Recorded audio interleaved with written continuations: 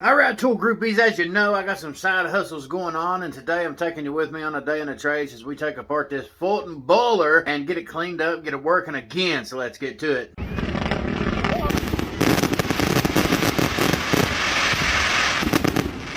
Now, before we get started here, I want to show you all some of the things that is wrong with this boiler, and keep in mind that this company is a small business. They bought this thing back in 2013, brand slap new, had it installed. But the problem is, it's one of those penny pinching companies who wants to put stick glue, band-aids, duct tape, and everything else on there to keep it going, and they really do not care about the safety of their employees in the long haul. So here's what this thing looks like that they are actively running on a daily basis in this factory. What you're looking at here is the actual blowdown lines on this boiler. You can clearly see that there is leaks in just about every pipe on this thing, with the exception of the skimmer valve. On top of that, the damn pop-off valve doesn't even work.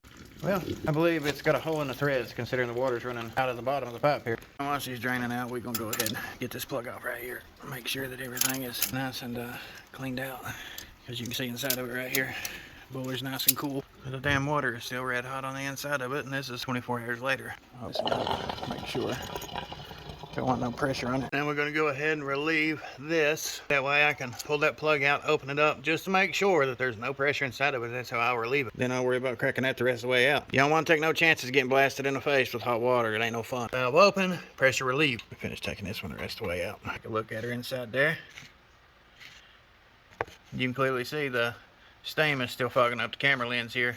Like I said, this thing actually turned off about 1 o'clock yesterday, and it is 7:30 the next day. But the water level is right there where this pipe goes in at, and we're going to drain it the rest of the way out. I'll shut this valve off. That way no water will go in it. Open this one up. It's leaking right here around the stem. And then we got this one we're going to open up. You can see on the blowdown line, but there's the problem. It's got a hole right smack dab in the bottom of it. That one down there's got a hole in the threads on it too. You can see where it's filling it up nice and silently. It's going to be underwater because it's also got a hole in it. It's a result of Chinese steel, no doubt in my mind, because I've come in and I've changed that pipe for this company every 3 to 5 years. And this will be the 4th time I've changed this, had this thing. But since I've stayed so busy that I can't keep my head above water hardly, I do got another company that's going to come in and they're going to redo all these pipes for me. Want to drain the tank while we're here on the feed pump, all we got to do is crack open that valve right there, and we can do that. And we would shut that valve there so it wouldn't let any more water in. I tapped in, put us a new valve up here. That way we got us a hose to the city water so that we can actually fill this thing back up whenever we're done. Goes in there right there. The temperature inside of this tank, you can still see it right there. Semi-annually, see, it tells you right there to remove all those and to clean it thoroughly with water. All right, side and bottom of boiler, special T-handle wrenches available at the factory. I'm going with a 3/4 inch drive, a 3/4 to 1/2 inch reducer, big long extension, and a 1 1/4 inch drive socket. Did not take it much to bust it loose, but this damn thing is still red hot. So you don't want to unthread it too fast, and you damn sure don't want that thing to fall down in there. This is the important part. If there's pressure on something, it will light your ass up. That's why you relieve the pressure. You can still see the steam escaping from that hole right there. So don't get burned up if you do this. Trust me, getting burned up is pretty damn easy to do. All right, we finally got it off here. But look at that ugly brown color, because it's like mud. See, lower half's darker, but not the upper half. Clean her out with a water hose, top to bottom here. And get all of our other covers open. Go from there, see what's going on with it. Basically, I'm letting the hose run while it's in there because I want this beast to cool off 100%. Let the water keep draining out through there. That way we can clean this entire thing out. I'm gonna go top, bottom, side to side. I'm gonna look inside and make sure there's no scaling or stuff like that. Yeah, we're on the top one right here, and you can clearly see that it's rapidly cooling off. Hot water that's left in there from yesterday. We just gotta let it do its thing. We can get in here to it. What's going on with it. The thing about having zoom, you can see behind it there. It looks like mud all on the belly of the internals of the vessel here. All right, now we'll go ahead and pull this out of here. Dang, that's extra dirty right there. The damn thing broke in half. Look at that. Wow. And we're gonna look inside this boiler here. Stick my hand in here so you all can kind of get a look inside the belly. Here's what she looks like. Look at that. She's black all down through here. I can feel air though. Getting it all cleaned out. Yeah. Little at a time. I decided to call in a professional the Dewalt that I take with me whenever I do these kinds of jobs.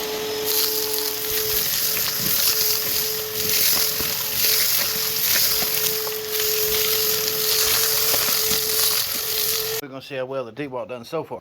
Not too bad. Not too bad. Tell you what, the old Dewalt's been a warrior with everything. Now we're gonna finish this up and go on to the next step.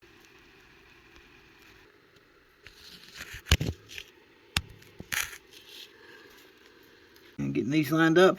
There is a way you can turn these, usually with the routing. Make them face upwards, flip it sideways, pull it out. Goes right back in the same way. Gaskets might give you a problem, but yeah. Now we got the pump on. We're gonna fill it up and let it run until water starts coming out that hole right there. We're gonna put the cap in and sit here and wait for the sight glass to get where it needs to go. Then we're gonna make sure we ain't got no leaks, fire it up and test it out. And right there is what you want to see. And once you see that, you go ahead and get your plug and everything back in it. Now we will go ahead and get our plug tightened up where we want it at.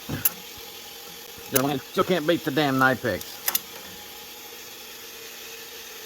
Now we got our pump back on. We're gonna wait for it to pop up in our sight glass halfway, and then we're gonna hit the low water reset button. Make sure there ain't no leaks and fire it up. I'm going 24 hours a day, 7 days a week. It's currently midnight on a Sunday. So technically it's Monday here in about 35 seconds. And I'm gonna show you what else we're gonna do. Whenever I come back, you can see it dirty as hell up here. Get it vacuumed up. We're gonna take all these little fasteners right here out. We're gonna pull these plates off here. We're gonna clean down inside these tubes. We're gonna put everything back in place. Then we might go ahead and hook up our new scanner and our new probes and all that stuff, if that's the problem. I don't wanna put new parts on this, unless we absolutely have to. That way the company keeps them on site, and we can come back later on and do the job if we need it done. Right there we go, the water level is already rising.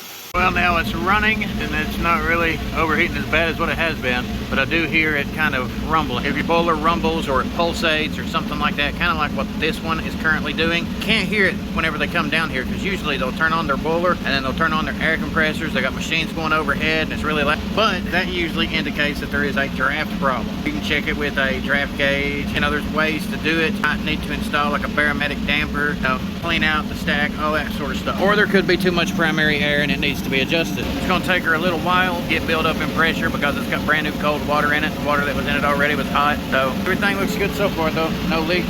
We're getting somewhere else, finding out what the source of the actual problem is. I think the boiler will probably end up having to have a complete overhaul though. So that's it for this video. I'll finish up by coming back in the morning to make sure that everything's fired up, working right, you know, all that sort of stuff, because if it's a little bit wet on the refractory, they're going to freak out thinking something's wrong, and we can sit there and watch it, and then we can talk about the next step, what they want to do. Do they want to clean out the stack, you know, all that sort of stuff. And while we're at it, I mean, we might as well go ahead and put in the new probes, make sure everything's good to go so that this thing will run for a long time. But if you like this sort of stuff, or if you want me to get more detailed in the type of repairs that I do, then why don't you comment down below and let me know, and next time around, maybe we'll make a whole video of it. If you want to see a wide variety of different tradesman repairs, mechanic repairs, small engine, automotive, industrial machines, commercial equipment, all that sort of stuff, make sure you pop the clutch on that subscribe button, follow on all these social media platforms. I'm someone who works about 90 hours a week doing a wide variety of different things, doing that blue collar hustle, baby. So anybody out there who can relate, make sure you comment down below. Let me know if you're in the trades, what kind of stuff it is that you do.